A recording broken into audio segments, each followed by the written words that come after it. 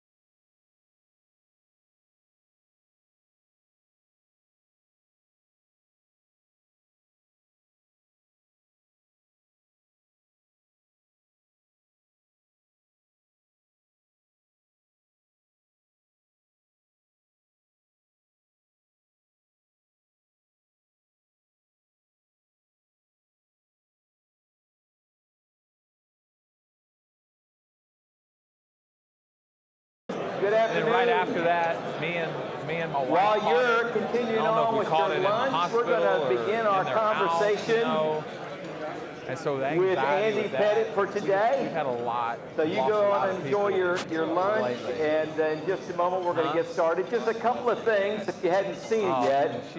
On the center of every table, there's a little table card, and we would love for you just to let us know that you were there. The big reason for that little table card is this. If one of you called me tomorrow and said, we were at your luncheon yesterday, and I'm positive for COVID today, we would love to let the other guys at your table know, and that just helps us to target that a little bit better.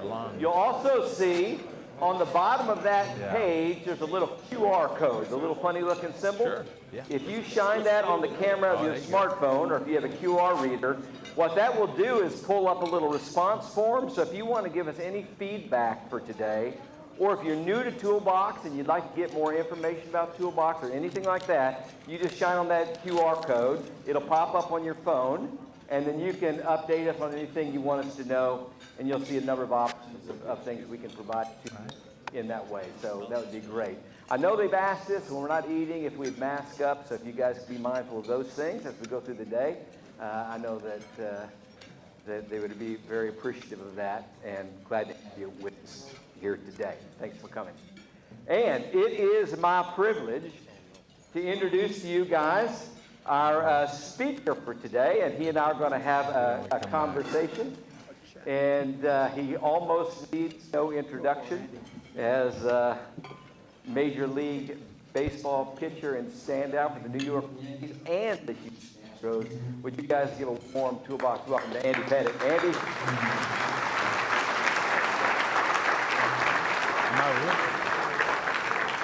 Hello.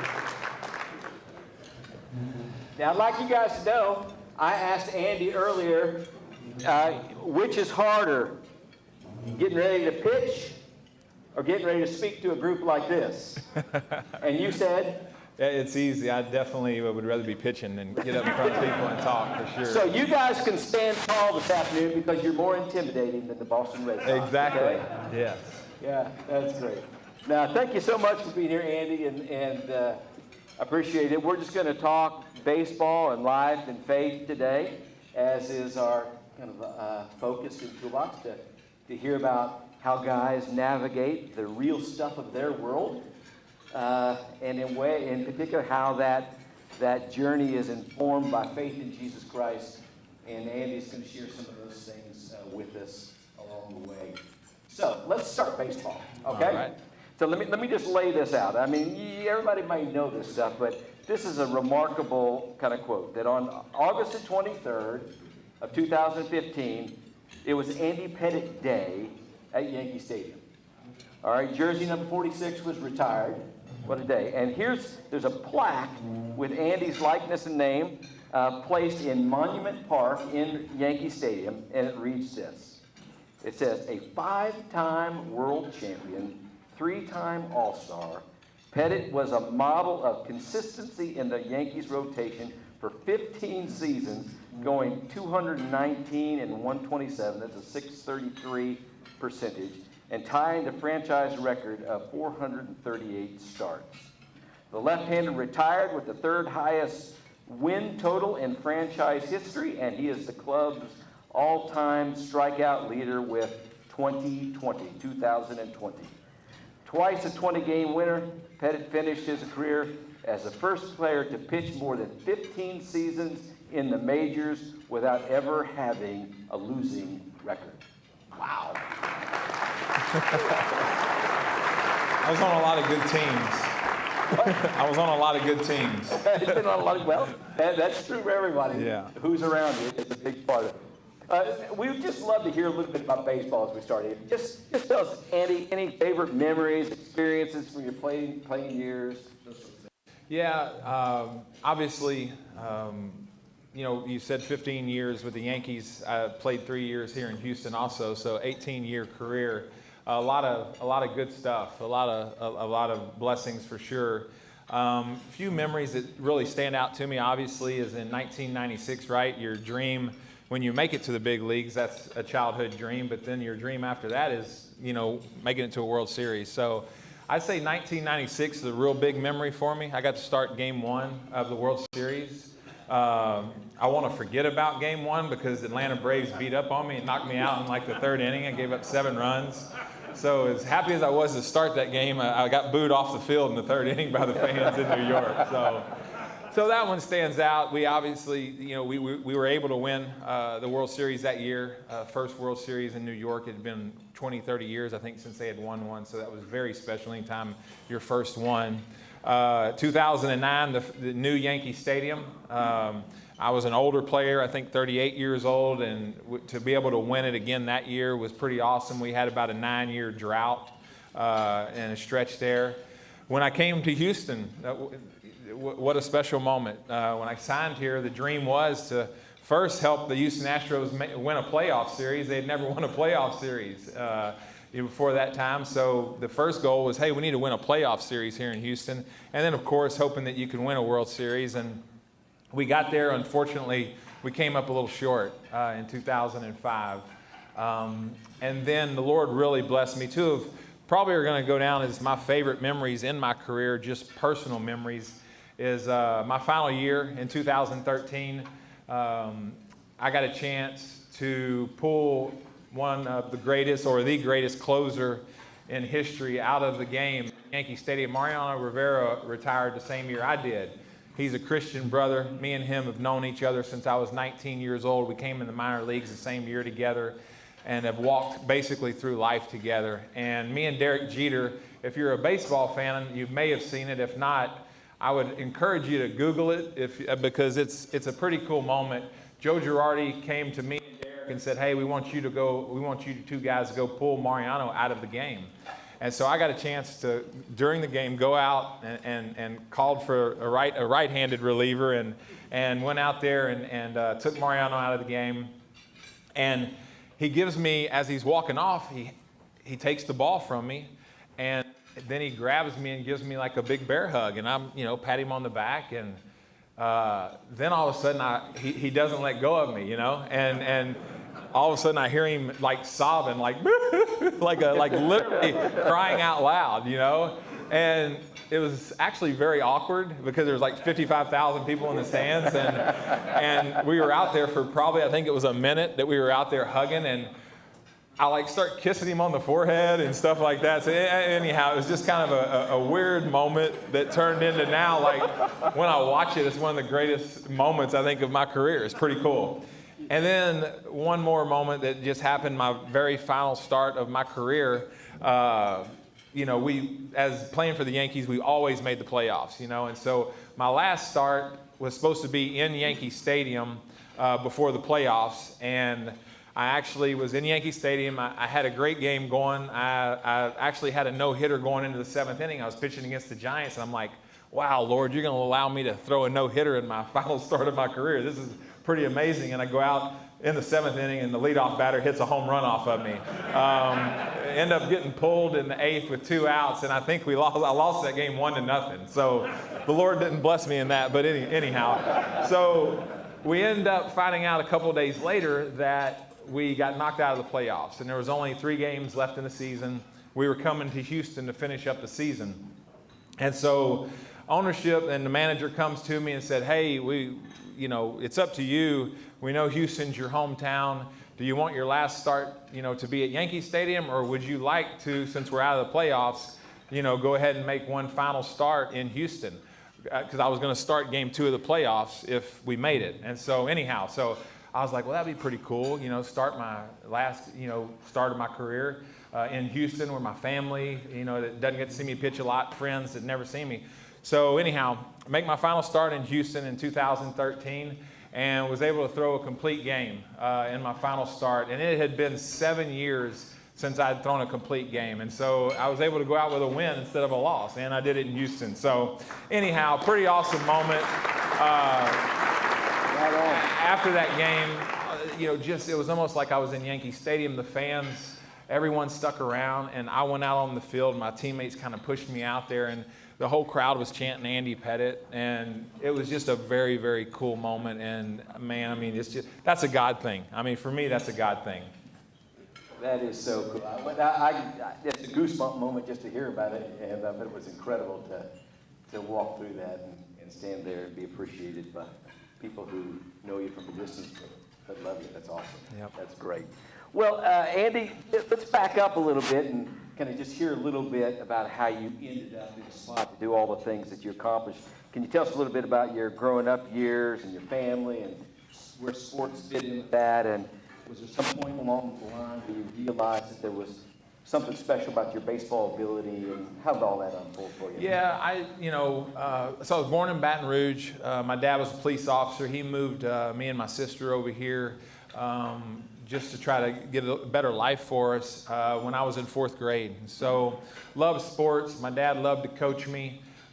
Played all the sports. Played basketball, football, and baseball, going through junior high and high school. I retired from football after my sophomore year. I was 5'6" and weighed about 180 pounds. And I was playing nose guard, and I got tired of getting double teamed. So, and of course, my basketball career ended a few years before that. A slow white guy. I wasn't going to go very far, and at that time, very short. And so I didn't hit a growth spurt, until my junior year in high school. So. Again, loved baseball, left-handed pitcher. I threw a lot of strikes, so was able to always have success pitching. But then I started to grow and, went to Deer Park High School. That's where I grew up. And junior year, had a good year. I was on varsity. My senior year, I really continued to grow, got a little bit of velocity. I really was never a hard thrower in high school. I topped out at like 86 miles an hour, which, isn't very hard.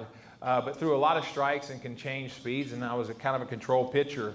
At that time, my senior year in high school, I was 6'4.5" or so, big frame. Started having colleges, looking at me. Again, I had a really good senior year, had a great playoff. We went to the state tournament in Austin my senior year in high school.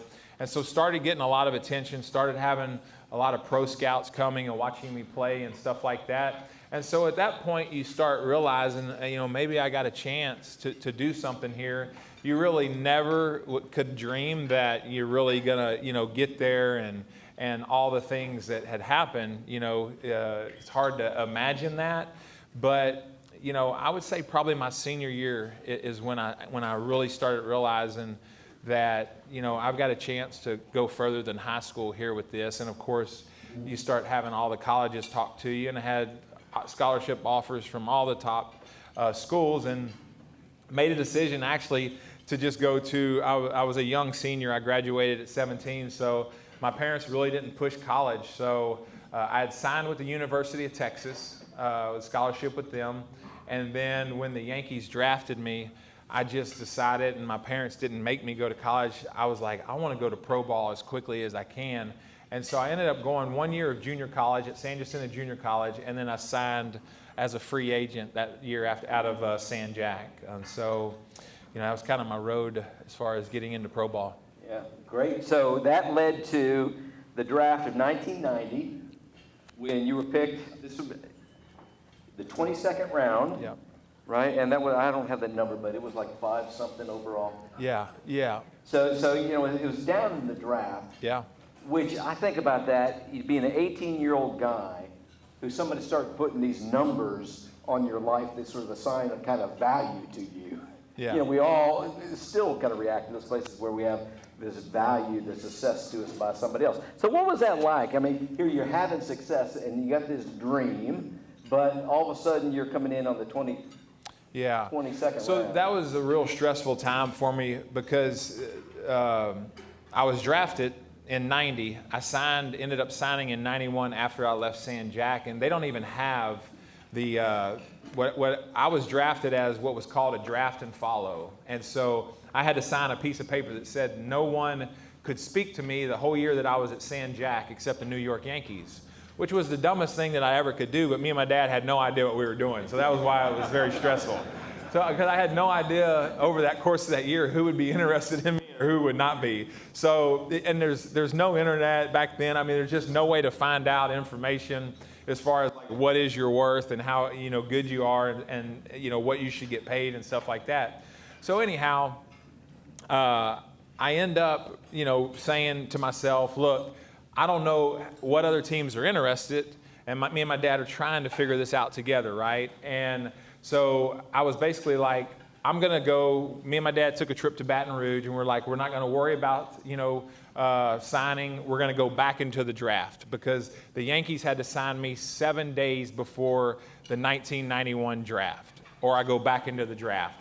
And I was like, okay, I'm not going to talk to the Yankees. I want to go back in the draft and find out if anyone is interested in me other than them because they drafted me in the 22nd round, okay? And, of course, I got bigger, stronger. I was throwing harder after that 1 year at San Jack. Well, the scout followed me to Baton Rouge and came over to my grandma's house and was like, we want to sign you, and telling me that he didn't have any money. He wanted to sign me, but I don't have no money for you. And we're going to, if you don't take this money, we're going to give it to the 3 kids in California that we're going to sign. And so anyhow, long story short, I ended up signing with the Yankees as a free agent, and that was a very stressful time. It was very hard at that time to navigate through that and figure out where I belonged and what I should get paid, what I shouldn't get paid. It was very difficult. Yeah, I'm sure of that. So that sets you on the path down through the minors and a different kind of path before you got to the big leagues, right? Yes. So how did you end up finally? Yeah, so majors. Went straight to Tampa, Florida, our rookie league. That's where I went. Was there for a few weeks. I did extremely well. I was a young player, a young draftee, so they send the younger players to Tampa, Florida.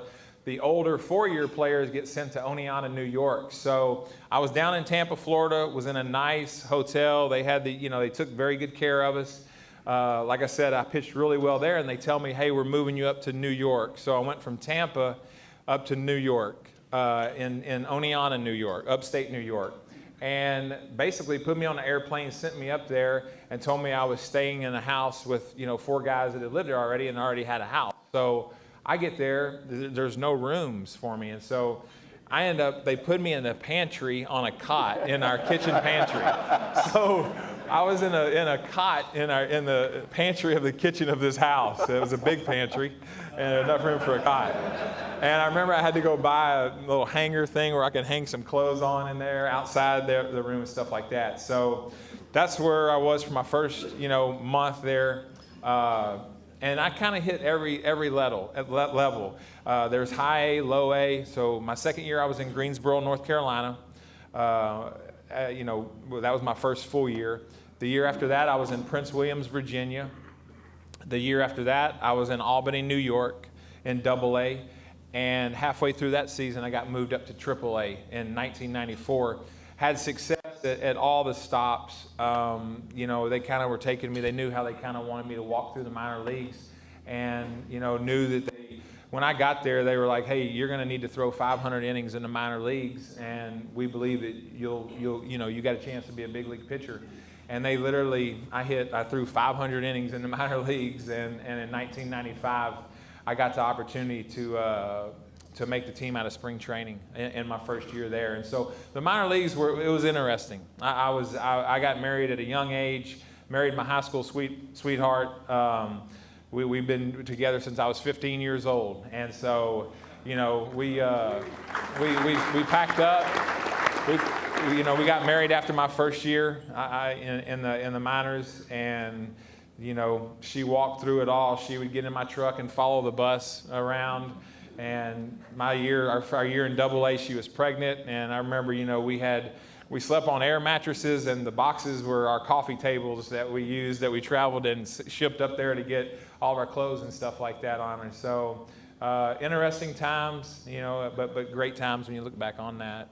Wow, I love hearing that. I mean, it's probably not a huge surprise in some ways to know that the path to the notoriety that you ultimately enjoyed, it wasn't just handed to you. There was a tough path along the way. For sure. And especially being married.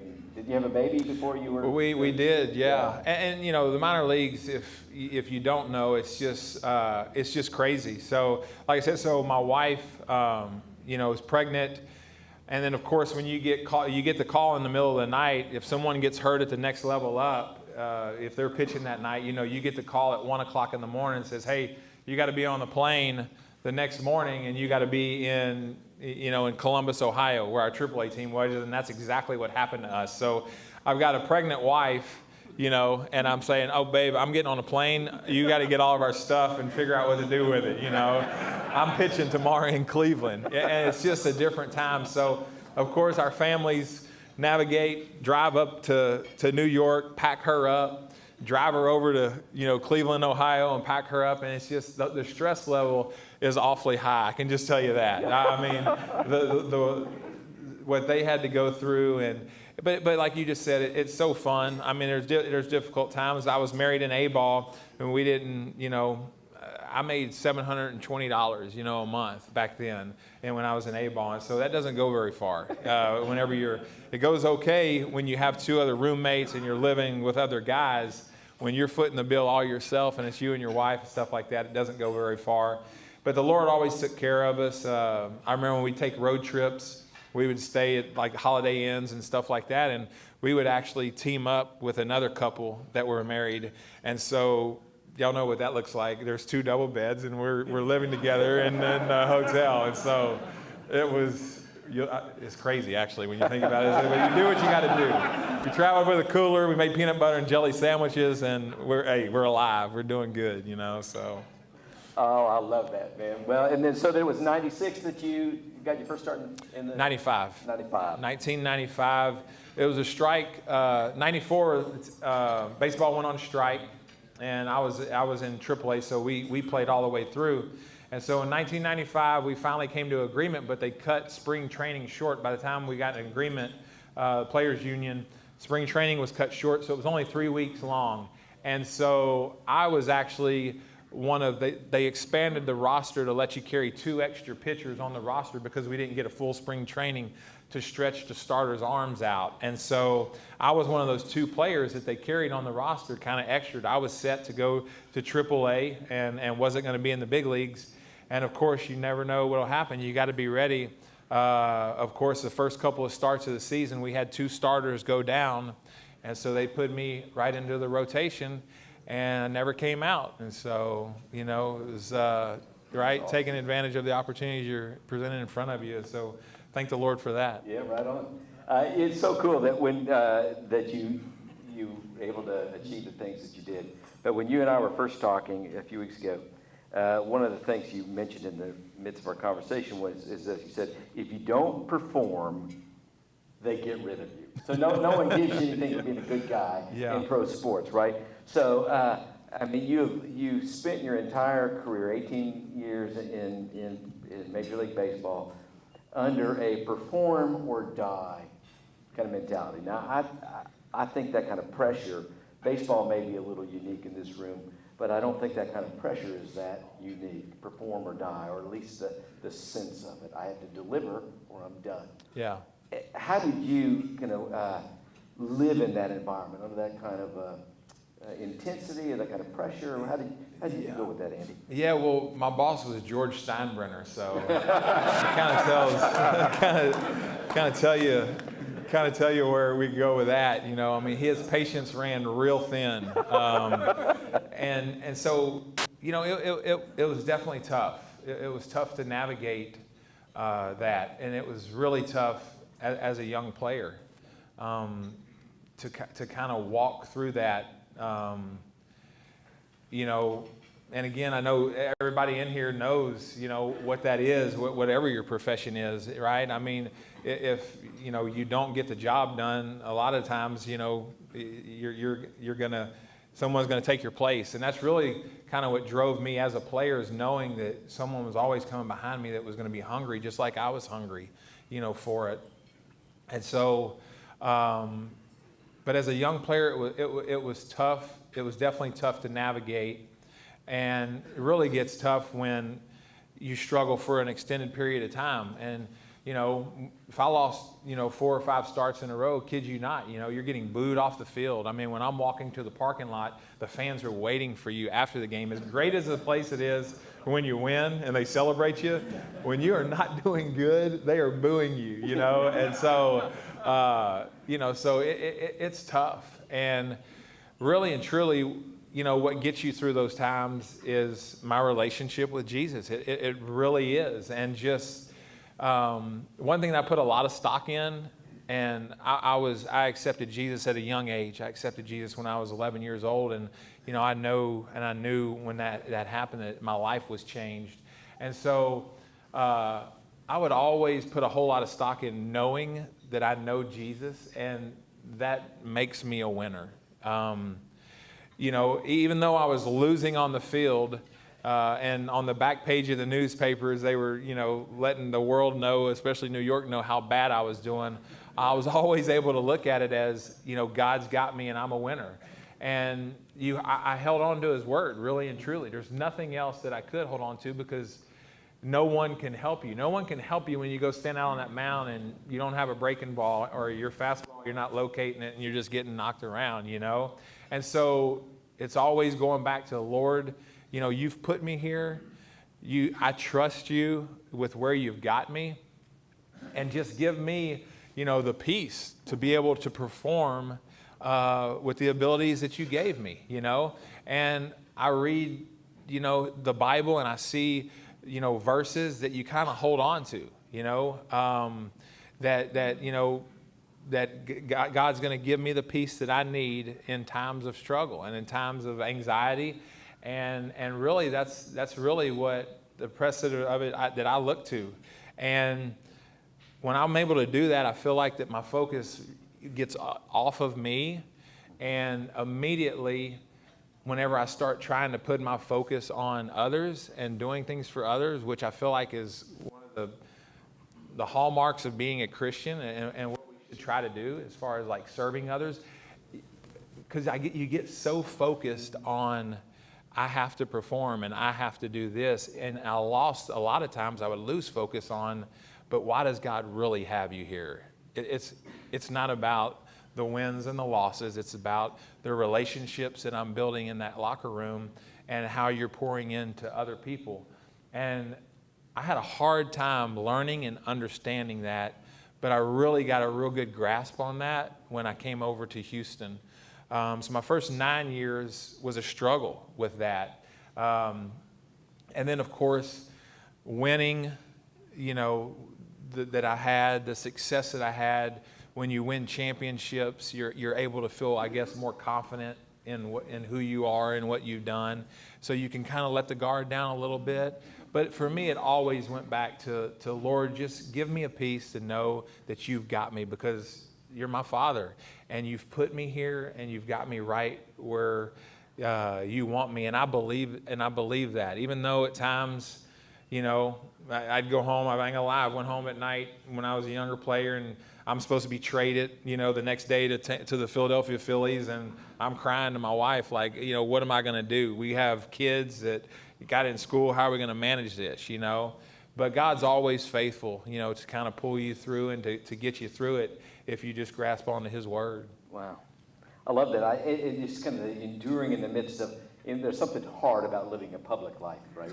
Where everyone's got an opinion about how you're doing, It makes me think about what... there's this verse in the Psalm 31:20 that says, the guy who's praying this to God, he says, "You will keep me in the secret place of your presence, far from the conspiracies of man.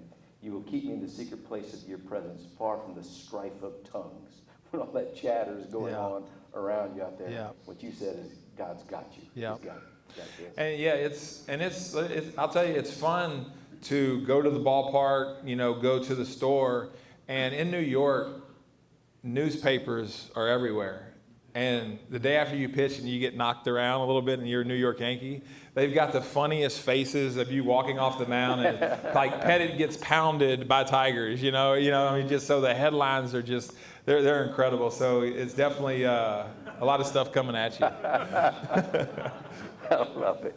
All right, so I saw this quote from you sometime back. It says this. This is Andy Pettite speaking. "Whatever I do, I love to win. I don't care if it's tennis or ping pong. I'll kill myself to win it." All right?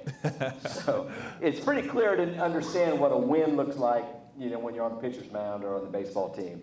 But what now? What's a win look like to you now?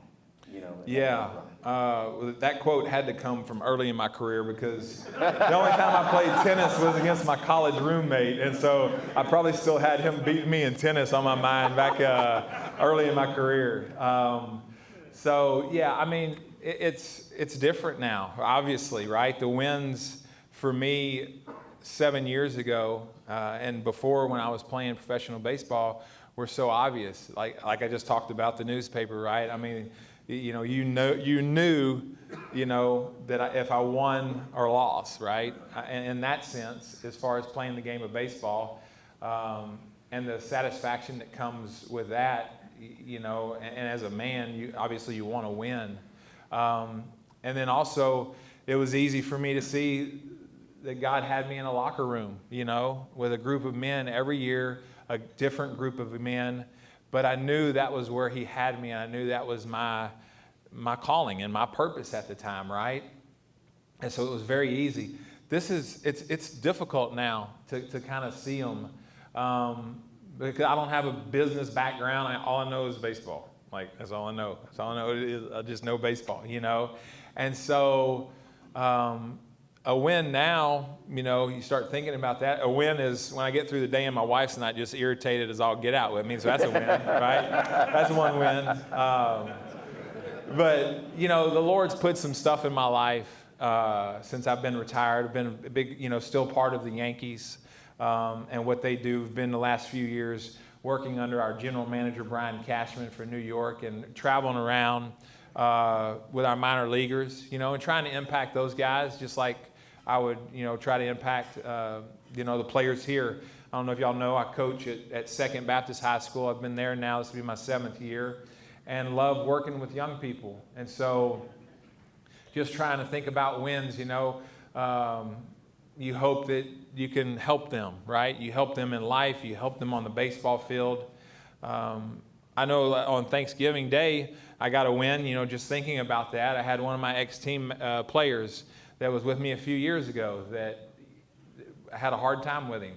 A lot of stuff going on in his life and just constantly on him. And I got a call from him on Thanksgiving night saying, "Hey, Coach, just want to let you know I'm thankful for you." And so that's pretty cool, that's a big win for me right there. To see my kids grow up. Got 4 kids. My oldest son's 27. I've got a second son that's playing baseball at Dallas Baptist. He's in a 5th year senior at Dallas Baptist playing baseball. My daughter's playing volleyball at Dallas Baptist, and I have a 15-year-old son that I'm coaching now here at Second. And so it's a win to see them grow up and to see them make right decisions and hopefully, pass a legacy down of a man hopefully that loves the Lord and to see that in their lives. And so those are the things, they seem a lot smaller to me when I talk about them, but then yet when you really think about them and see where God's got you, they're huge. And they're big things that kind of are going on right now. And then, of course, I got to say it, a huge win is every time I get my grandbaby that comes over to my house and I'm with her. I got a 2.5-year-old granddaughter, and that's a huge win for me. So loving that. I love that. I like the description of the tension you have of, the wind used to be kind of big and obvious, but the kind of wind that you're describing about now is that of kind of impact and influence in other people's lives. And you and I had talked about this earlier, was that you were commended, for your faithfulness on the baseball field when, you're having your last game here in Houston and you got the crowd chanting Andy Pettite, Andy Pettite, Andy Pettite, and wonder how that's even going to pale in comparison to one day when you step into the presence of the Lord. And he looks at your faithfulness, Andy, as being a guy of influence and impact for his sake since the time you were a young guy. And he says to you, "Well done, good and faithful servant." That's going to be a goosebump moment, man. No, for sure. And I'm so thankful. God's given me an amazing platform, being able to be a professional baseball player. And then, we all just want to encourage you, just like the man that prayed before this, we all have a platform. God's given each and every one of us. If you know the Lord, our purpose is to serve him and to serve others, And so every one of you have a platform in here, with your families, with your wife, with your children. in your office, at the ball field. I'm sure plenty of you are coaching your kids. I mean, what an opportunity we have to make an impact on everyone around us. And so that's one thing I want to stress is just, the significance. And I've got to remember that, now that I'm not a professional baseball player, the desire, I used to, when I retired, before I retired, I could speak every weekend at churches and stuff like that when I was playing. And, the limelight goes away, but we still have to remember we have such an enormous impact that we need to make on people around us. I love it. I love it. Well, let me ask you another question. In just a moment, we're going to give you guys an opportunity to take for a question or two. Is you all right with that? Sure. Yeah, good. It's a fine time to ask you that, isn't it? Yeah, it is. Yeah. No, I'm not going to do it. No, we're good.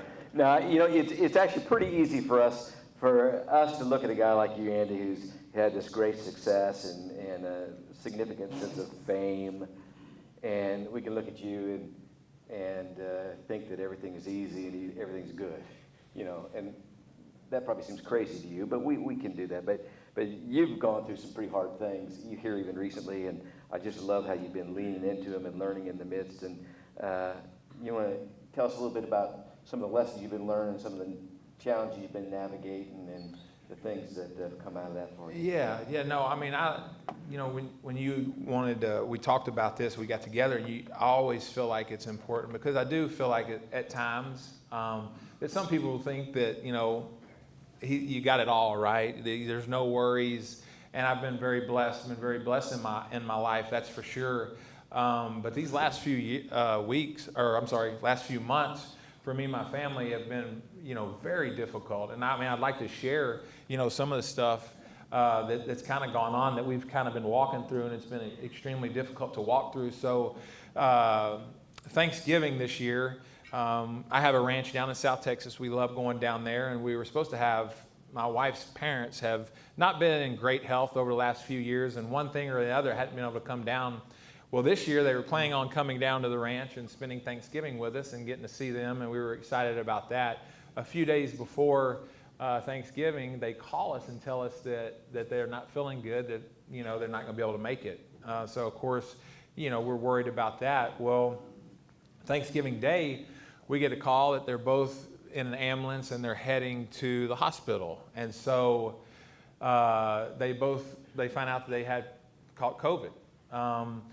Really, also just, a side note here, I didn't really know for the first 7 or 8 months of COVID, I didn't even know anybody that had COVID, and so it's almost like, and I'll be honest, part of me was like, is this real? You see this stuff on TV and it's like, how do I not know anybody that has it? And I know so many people up in New York, and none of my friends up in New York had it, and it was just like, what's going on here? And so for them to kind of hit us with that, was obviously crazy. And then they got very sick. They both ended up, passing away in early December on the same day within hours of each other. And so, just to walk through that, and my wife was kind of the lead person as far as dealing with the nurses and the doctors as far as talking to her. So just a very, very stressful 3 weeks in our life as far as leading up to doctors calling and saying, look, your dad is, he's been on a ventilator now for a while, and you guys maybe need to make a decision on him. And then her mom was doing better, and we were thinking that she was going to come through. They both were in ICU, like I said, a couple doors down from each other. And so just dealing with that was just extremely difficult. We had finally made a decision on her dad. Laura, my wife, has 3 brothers. Her dad was a pastor. He pastored for 40 years. So I married a preacher's daughter. All we really know is ministry. It was a big, huge part of our life. Her dad was 85, her mom was 82. But just kind of walking through that, just give y'all an idea, kind of what happened. We were going to go up to Dallas. The whole time we're not allowed to go into the hospitals, And so my wife, I was like, babe, you want to go up there to be close to him? And she's like, well, no, I want to be in my home because, I just, what are we going to do, stay in a hotel? And I'd rather be in my house if I can't go sitting with him in the hospital. So we made a decision to drive up there, and we were going to tell her dad goodbye. And the brothers were all going to go up there, and we were actually on the phone with the nurse to tell her they had to take care of some paperwork because they were going to let us go into the room with him as they kind of weaned him off the ventilator and stuff like that. And so as she's on the phone with the nurse, her mom, she hears all kind of ruckus go on, and her mom goes into cardiac arrest. And so she's literally on the phone telling the nurse that we're going to come up and see her dad. And we're thinking her mom is doing really good, and her mom goes into cardiac arrest. And so, of course, just straight, craziness in our household. We throw some clothes in a suitcase and we take off. And, so we're driving up. They had managed to get her mom kind of back and revived. And so we're hoping and praying that we can get there and be able to tell her goodbye also, Halfway through the trip, she goes into cardiac arrest again and passes. And then so, that happens. And then we get there. They let us go into the room with her. They left her left her there. They knew that we were coming. And so she got to tell her goodbye, but never really got to tell her goodbye, and then walked over to her dad's room and told him goodbye, and saw him, go into heaven. And so just a struggle of dealing with that, kind of walking through that, and my wife trying to grieve and mourn. And literally this morning I walked out of the bedroom and go in there, and she's on the couch just bawling, so she's just really grieving really hard and still grieving really hard over that. Since that happened, right after that happened, I ended up catching COVID. My wife caught COVID, and thank the Lord, there was no issues with us, but just the first thought of, when they told me that I had COVID, the stress level and the anxiety level just went through the roof with her and trying to, navigate through that and deal with that. And then leading the few weeks after that, we had 4 or 5 members of our church in Deer Park people that extremely close to, 3 of them passed away, and 2 of them were in the hospital. And, these were family friends of my wife, it's their parents and stuff like that. So kind of walking, navigating through that. Then a couple of weeks ago, the young lady that babysat with us up in New York for the 15 years that we were up there, she was 39 years old. She passed away, not from COVID, but they found her in her apartment with some, we're not exactly sure what happened there, but I think she had kind of went astray and was doing some crazy stuff and got really into alcohol and maybe drugs and stuff like that. And so, and now my wife's trying to grieve over that, right? And then we go to Dallas for my daughter's birthday a few weeks ago, and we're up in Dallas, and we go to church with her and took her out, for her birthday. And then coming back to the hotel, I have a car coming right towards me. We're going one way, the car's coming this way, just comes flying across the median and spinning right at us. It's, his car is spinning airborne right at us and rams into our car. And so my wife breaks her arm. My daughter has a concussion, and she misses the first 2 weeks of 2-a-days with volleyball and stuff like that up in DBU. And so a lot going on right now, and a lot we've kind of been walking through, Yeah. And it's been really, really tough for me to try to navigate that with my family, with my kids and stuff like that. But again, it kind of goes back to just, what I said to the earlier, the answer to my earlier question is, it's like, do you really believe what you say, right? Do you really believe that God is in control and He has you, through all of this? And do you believe what His Word tells you? And I know, the Bible tells us in Isaiah several, different things. It tells us that He's always going to strengthen the weary. When we're weary, He's going to strengthen us. And when we're fearful, that He is with us, and, when we mourn, He is going to be there to comfort us. And so those are some of the things that I kind of have held on to, those verses and stuff like that. And I want to read one thing just because when you asked me about this, and it's in Mark, and I am not a not a Bible scholar at all, so I just wanted to bring this and read this. And this is one thing that I've kind of held on to whenever, when I've been kind of walking through this. It's in Mark 4, and everyone's heard the story of, when the disciples are in the boat with Jesus, right? And I just want to read this, and it'll be really quick. And so this is Jesus. He's down below sleeping. The disciples are in the boat, and waves, a storm arose, and the waves were breaking over the boat, so that the boat was being swamped. But he was in the stern, speaking of Jesus, and sleeping on a cushion. So they woke him up and said to him, "Teacher, don't you care that we are going to die?" And I'll read these verses, and I cannot tell you how many times that me and my wife have said, "Jesus, don't you care? Don't you care that we're struggling like this, and we're going through what we're going through?" And at times you really you lose a little bit of faith. Don't you care? And so the disciples were asking him that right there, and they said, he got up, rebuked the wind, and said to the sea, "Silent, be still." And the wind ceased, and there was a great calm. And that "be still" just rings out to me, because when I get overwhelmed and in my life, and during this time, and I just don't know what to do, if I be real still and get in God's word, and he just gives me such a peace. And there are always, when the storm comes and stuff like that, there's always a calm. And I think back on walking through that and the stuff that's happened with my wife's parents and stuff like that. And I think about, so my wife's biggest concern was, I was telling you guys that we thought for sure her dad was going to pass, right? But we thought her mom was going to make it.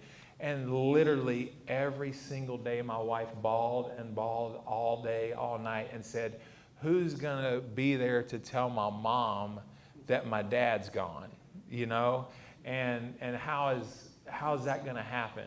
And literally, it was just so much stress on her. And so when we take ourselves out of all the emotional part and turmoil of it, when we talk about it, it brings great peace and joy that God took that from my wife, where she didn't have to say that. And it brings us great peace and joy to know that, they would have never wanted to spend a day on this earth without each other.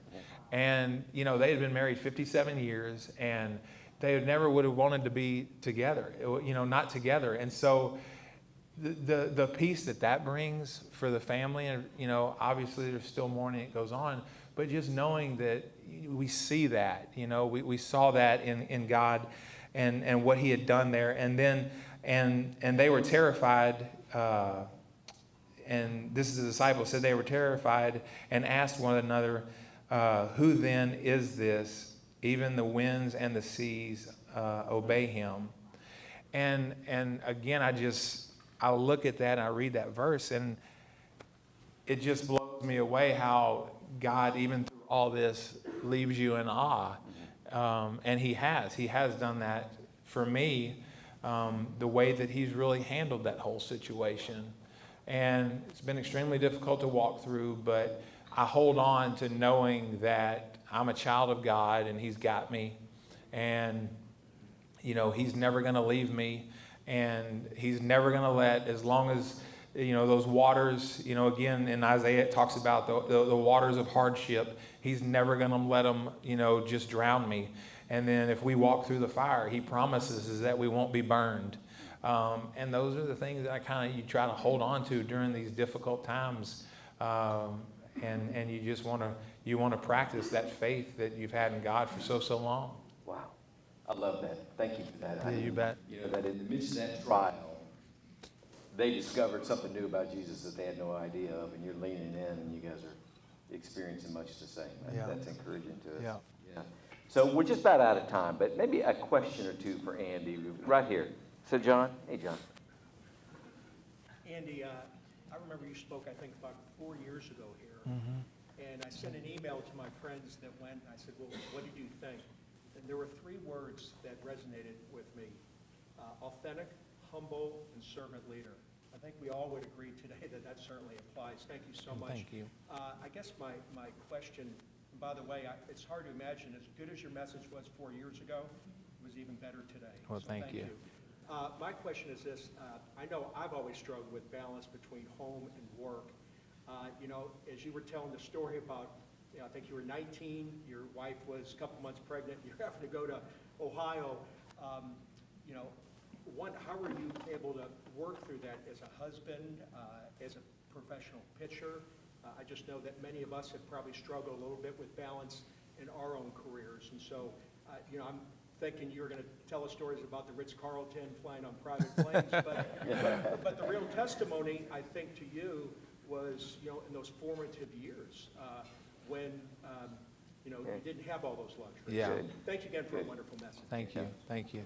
Yeah, I mean, so I feel like for me, it started from a real good foundation as far as just growing up. My dad, things that he instilled into me, and then, of course, my father-in-law, and then 3 brother-in-laws that are all in the ministry, and kind of growing up with them and seeing them walk through a lot of different stuff.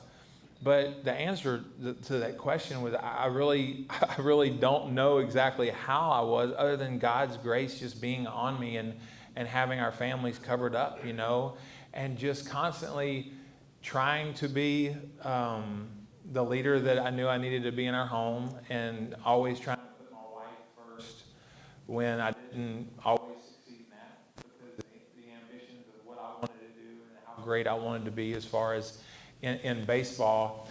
And so really and truly, I would just say that it was just always asking God to just lead me in the right direction.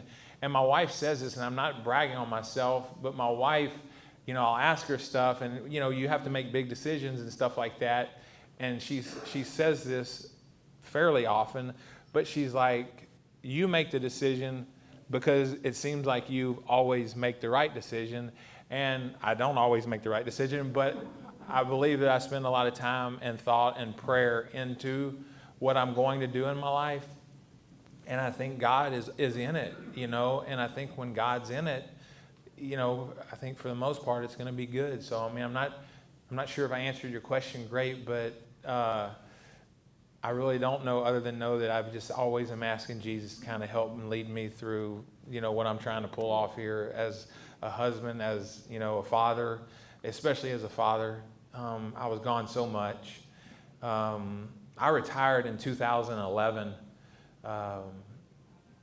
after having a really great year and still feeling great, because God laid upon my heart, have you raised your boys to be the men that they need to be? And so I retired for a year just because I felt like God was telling me to retire. And then I went back and played, for 2 years. The Yankees asked me if I'd consider coming back, and prayed about it and ended up going back. So I just feel like that I've always been real, tried to be real receptive to what God was trying to tell me to do. And a lot of times you don't want to follow it. I did not want to follow it that year. I was getting offered a ton of money to go back and play. And I was like, well, they're offering me that kind of money. Surely the Lord wants me to make that money, right? But literally every time I got on the phone with Brian Cashman and was going to say, I think I'm going to play, I'll do it. And the Lord, I had knots in my stomach. And the Lord saying, don't you do it. Don't go. Way to go. That's great. Well, I'll tell you what, I think we need to end it there, guys. You maybe get a chance to ask some questions there, but I know many guys have to go back to work, and we don't want to keep you beyond our time. How Sorry, I got long-winded. Thanks for Andy here. Yeah.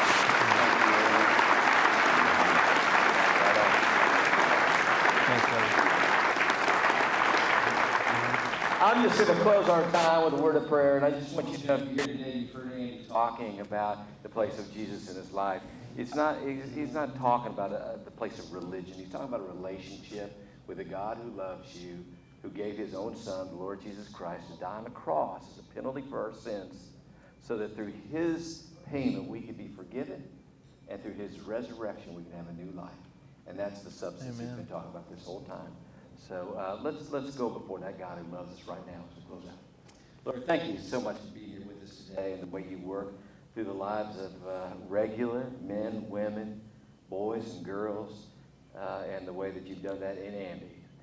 His life has got a kind of spectacular nature to us, but he's just a guy who's come to faith in Christ and allowed you to work through the platform of his life in the ways that you've been pleased to do. Thank you for the way we've heard of that here today.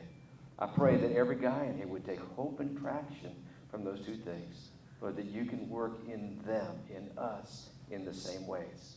So in the places where we're going through those tribulations, where the storms on the lake are affecting our lives, I just pray every guy in here would turn to you and they would find the strength and peace that you give as we call to you in the midst of those places. Renew our strength. And Lord, for anybody who's here who's never come into a relationship with Jesus, that in the quiet of their heart they might just express to you this simple desire. Lord Jesus, would you come into my life with yours? Would you forgive me and give me a new life that only you can give? I believe you died on the cross for my sins and rose from the dead as the pathway to my relationship with you. Lord, I thank you for how eager you are to respond to those heartfelt words each and every time we look to you with them. So we lay these things before you now, gratefully, in the name of your Son, who is our Savior, Jesus himself. Amen. Amen. Thank you guys again for being here. Take your time. Thank you, Junior. Thank you. You bet.